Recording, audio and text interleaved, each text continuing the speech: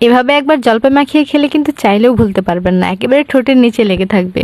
প্রথমে জলপাইগুলো পানিতে ধুয়ে নিলাম, যেন আমার জলপাইগুলো গোসল করে একদম ফ্রেশ বোধ করে একদম মাখানোর জন্য রেডি হয়। ভাবলাম হাত দিয়ে এদের আটি থেকে খুলে ফেলি। আহা, খোলার চেষ্টায় দেখি আমার হাতই দুমড়ে মুচড়ে গেল, কিন্তু জলপাইগুলো গায়ে একটা আঁচও লাগতে দিল না।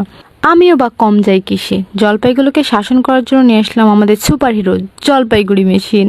একে একে সব জলপাইগুলোকে নিয়ে শাসন করে একদম বসে নিয়ে আসলাম। তবে এখান থেকে একটা কথা আমার মনে পড়লো যে শক্তের ভক্ত নরমের জম, আমি হাত দিয়ে চেষ্টা করলাম, হলো না। যখন মেশিন নিয়ে আসলাম, ওয়াও তুমি তো খুব ভালো। গল্প করতে করতে জলপাই মিহি করা শেষ, এবার মজার অংশটায় চলে এসেছে। জলপাই দেব চিনি, মানে আমার মিষ্টি ভালো লাগে তাই আমি প্রথমে চিনি দেবো। আর চিনি দেওয়ার পরে এই তো পরে আমি লবণ দিয়েছি, বাট চিনিও সাদা লবণও সাদা। তারপরে লাল লাল মরিচের গুঁড়া, ওয়াও দেখতে এখন বেশ ভালো লাগছে। হ্যাঁ, আর তারপরে দেবো চাট মশলা, এটা শেষের পথে তাই আমি অল্প একটু দিলাম। তারপরে সরিষার তেল দিয়ে মনের মাধুরী হাতে মিশিয়ে জলপাইয়ে মাখিয়ে দেবো। জলপাই মাখানোটা অনেক মজা ছিল। সবাই অবশ্যই জলপাই শেষ হয়ে যাওয়ার আগে অবশ্যই একবার মাখিয়ে খাবেন। আর আমার ভিডিও ভালো লাগলে অবশ্যই কমেন্ট করে জানাবেন। ধন্যবাদ সবাইকে।